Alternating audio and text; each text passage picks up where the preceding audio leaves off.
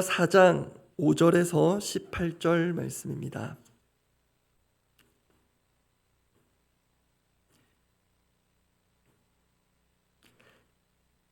예레미야 4장 5절에서 18절까지 말씀입니다.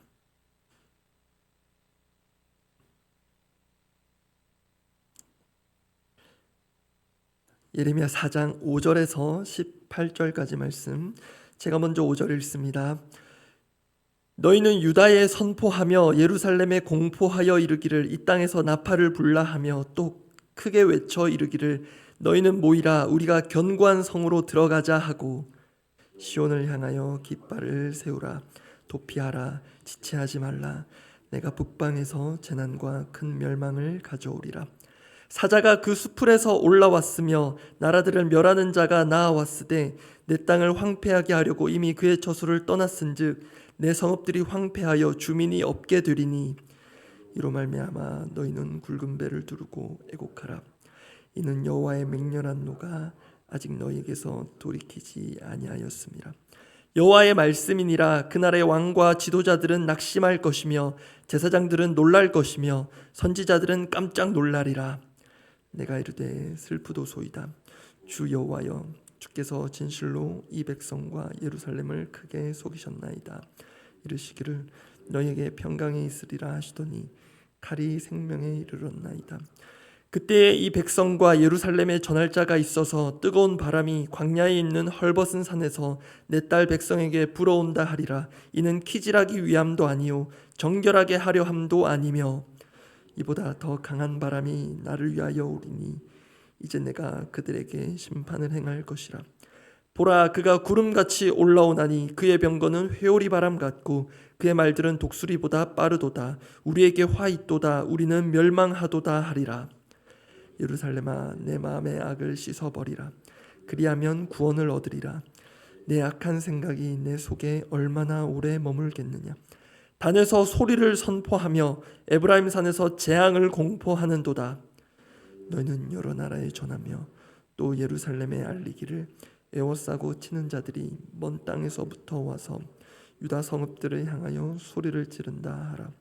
그들이 밭을 지키는 자같이 예루살렘을 에워싸나니 이는 그가 나를 거역했기 때문이니라. 여호와의 말씀이니라. 내 길과 행위가 이 일들을 부르게 하였나니 이는 내가 악함이라. 그 고통이 내 마음에까지 미치느니라. 방금 우리는 유다 백성들과 예루살렘을 향한 심판의 메시지를 읽었습니다. 혹시 여러분은 어떤 느낌을 받으셨습니까? 솔직하게 말씀을 드리면 이런 본문은 마음 들여 읽지 않으면 또 성령께서 조명하여 주시지 않으면 다소 덤덤하고 또 남의 일로 여겨질 수 있습니다. 그래서 오늘은 앞으로도 계속 다루게 될 심판의 말씀을 대할 때 우리의 태도를 한번 살펴보고 기도하려고 합니다. 그 점에 있어서 내일 본문인 19절이 우리에게 일종의 귀감이 될 수 있습니다. 내일 본문이기에 잠시만 한번 보겠습니다. 4장 19절 말씀 제가 읽습니다.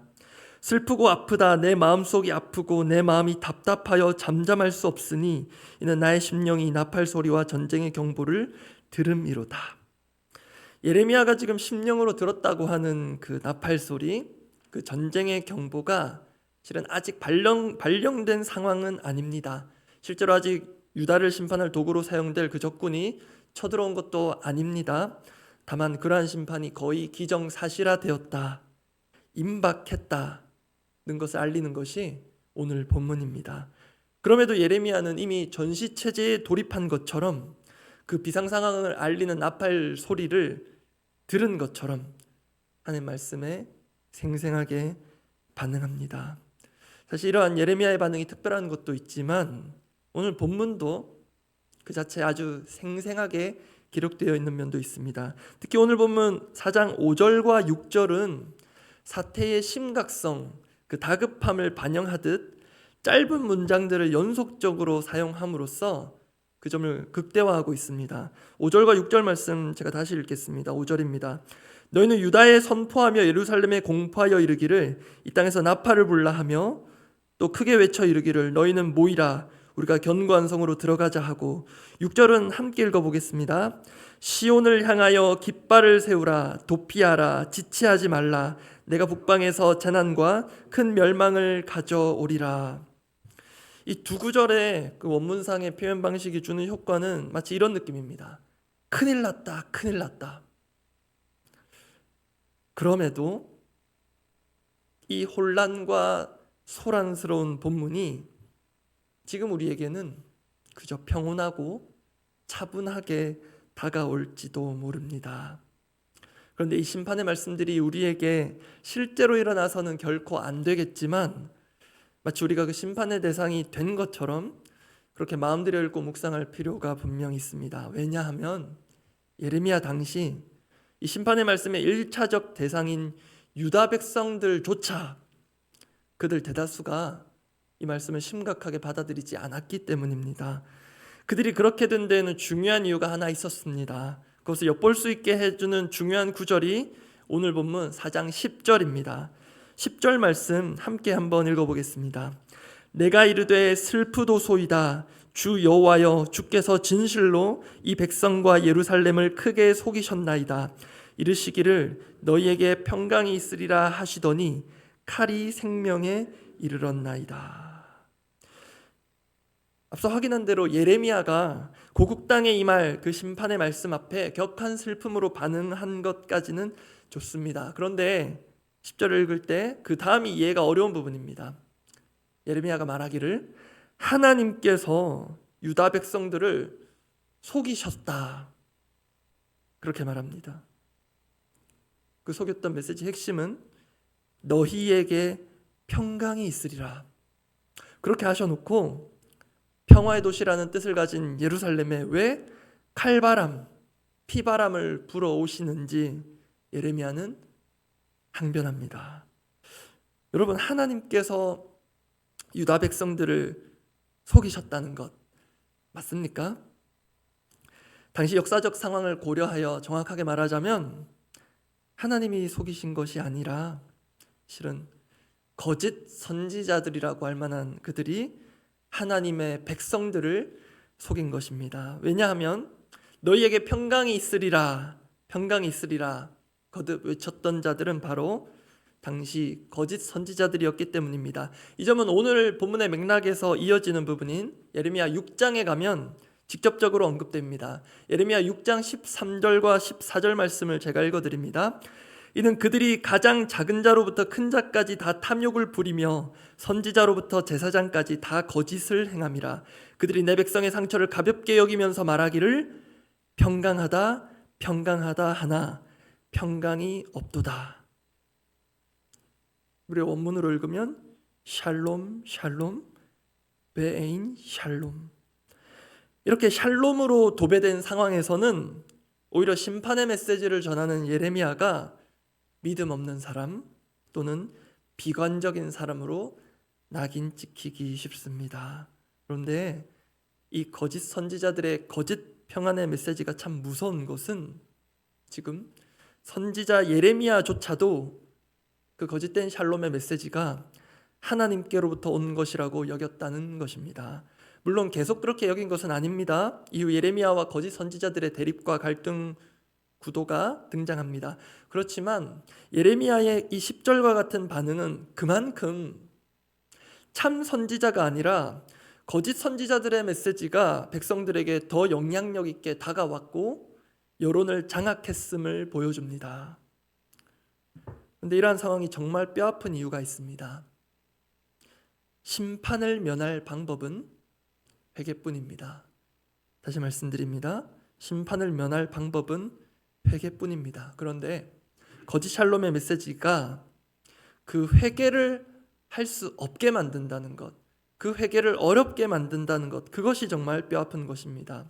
하나님은 본문에서 심판의 말씀을 선포하시면서도 당신의 백성들이 그 와중에라도 돌이켜 심판을 피하기를 바라십니다. 그것이 14절 말씀 가운데 확인됩니다. 14절 말씀 제가 읽습니다. 예루살렘아 내 마음의 악을 씻어버리라. 그리하면 구원을 얻으리라. 여기까지 읽습니다. 그리고 이러한 심판을 초래하게 된 원인에 대해 하나님은 우회적으로 말씀하시지 않고 덮으시지 않고 분명하게 돌직구처럼 말씀하십니다. 17절 말씀 제가 또 읽습니다. 그들이 밭을 지키는 자 같이 예루살렘을 애워싸나니 이는 그가 나를 거역했기 때문이니라. 여호와의 말씀이니라. 18절 말씀 함께 읽어보겠습니다.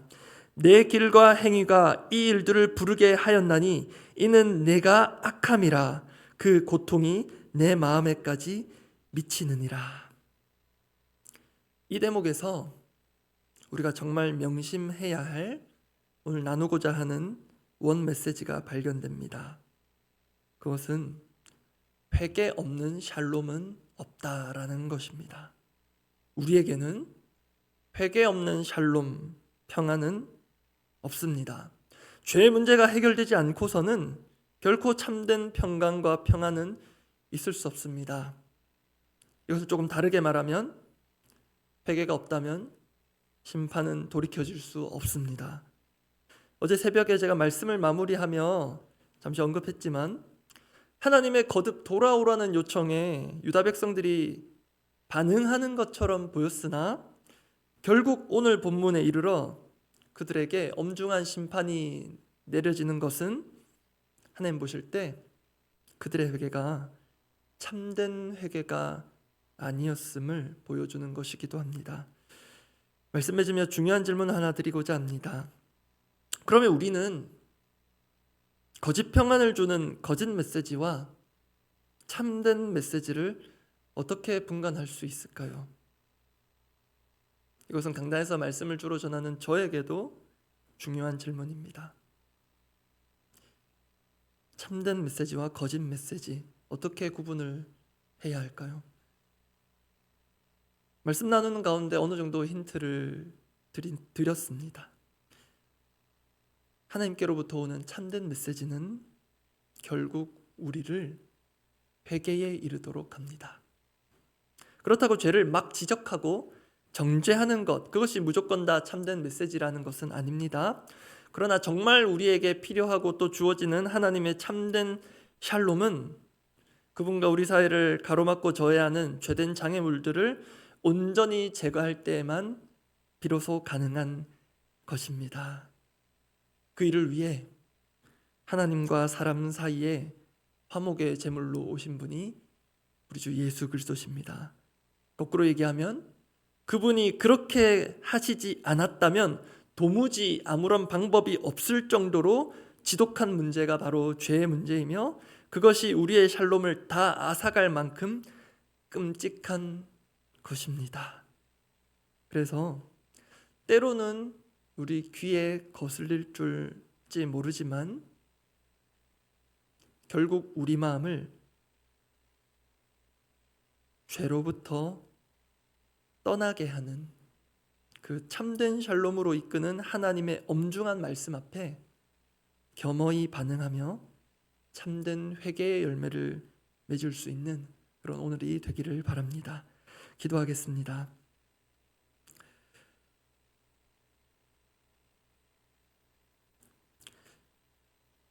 마태복음 24장 39절에 예수님께서 노아의 홍수 시대를 언급하시면서 이런 말씀하신 바 있습니다. 홍수가 나서 그들을 다 멸하기까지 깨닫지 못하였으니 노아가 방주를 지은 기간 그 기간 동안 회개에 이른 이가 노아의 가족들 외에는 아무도 없었습니다. 그 말씀 기억하며 또 오늘 말씀 기억하며 함께 기도하고자 합니다. 엄중한 심판의 경고와 이를 통해 지금도 분명 우리에게 각자에게 우리 공동체에 이 나라에 회개를 촉구하시는 하나님의 그 말씀 앞에 건강하게 반응할 수 있기를 원합니다. 죄에 대한 깨달음과 참된 회개가 동반되는 예배와 삶이 되기를 원합니다. 그렇게 함께 기도합니다.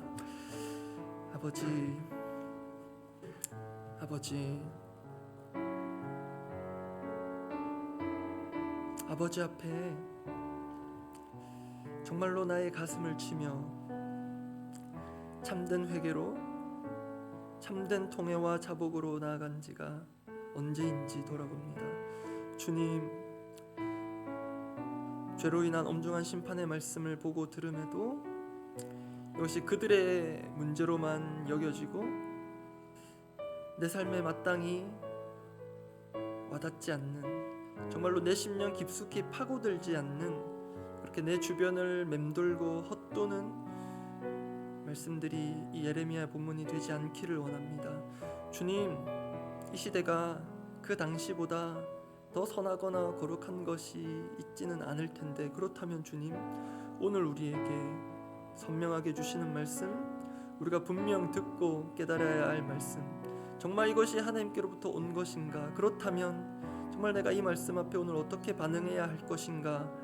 아버지 앞에 예레미야도 같이 진지하게 하나님 바르게 반응하는 그런 심령 주시고, 아버지 오늘 하루 그 말씀을 전하며 또 이 말씀을 살아내야 하는 자로서 회개하며 돌이켜야 할, 그래서 지금이라도 하나님의 진노와 심판을 해서 돌이켜야 할 그 회개 길로 우리가 걸어가기를 원합니다. 주님, 교회를 위해서 기도하고 각자 기도하고 돌아가겠습니다. 계속해서 여름 사역 위해서 기도하고 있는데요, 참된 회개가 일어나는 여름 사역들이 되도록 우리 각 부서 여름 사역들을 위해서 기도해 주십시오. 또 여호와 샬롬이라는 주제를 가지고 유치부 어린이부 또 여름 성경학교 준비하는데요, 말씀드린 대로 참된 여호와의 샬롬은 회개를 통해 주어질 것입니다.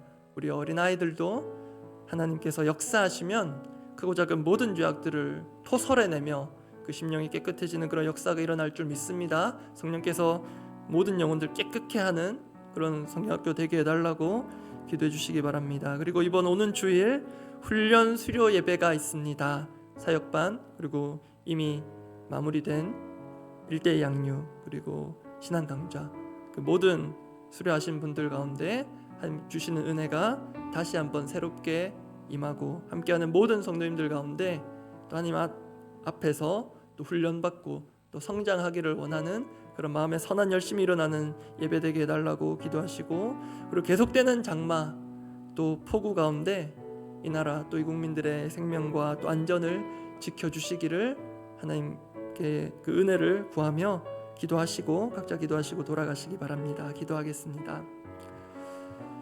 아버지, 우리 다음 세대 사역 가운데 또 그 성경학교와 모든 수련회 가운데 아버지 의뢰하는 시간들이 아니라 또 가볍게 넘어가는 단계가 아니라 정말로 그 시간 가운데 하나님 참된 샬롬으로 이끄는 참된 회개가 일어나기를 원합니다. 우리 아이들이 참된 회개로 나아갈 줄을 모른다면 우리 어른들이, 섬김이들이 먼저 아버지 앞에 정말로 정결한 마음을 주시기를, 정말 그 다윗과 같은 심정으로 주 앞에 동해 자복하며 정말로 이 땅 가운데 임해야 할 그 샬롬은 하나님 우리 참된 회개를 통하여서 이루어지는 것임을 기억하고, 아버지 우리 자녀들이 또 우리 어른들이 이 세상 가운데, 죄된 세상 가운데 그냥 아무런 저항 없이 거부감 없이 휩쓸리며 살아가며 죄가 죄인지도 모르고 살아가는 우리의 하나님 무딘 심령 가운데 다시 한번 명민한 마음, 깨어있는 마음 주셔서 주여 하나님께서 싫어하시는 것을 철저히 싫어하는 영혼들 되게 하시고, 그래서 하나님 참된 회개로 나아가는 자에게 주시는 그 여호와의 샬롬을 하나님 경험하도록 성령께서 은혜를 베푸시고 예수 그리스도의 그 보혈의 그 공로가 그 성령학교를 덮게 하여 주시옵소서. 교적으로 준비하는 훈련 수료 예배 하나님 은혜 가운데 지켜주시고 또 이 나라의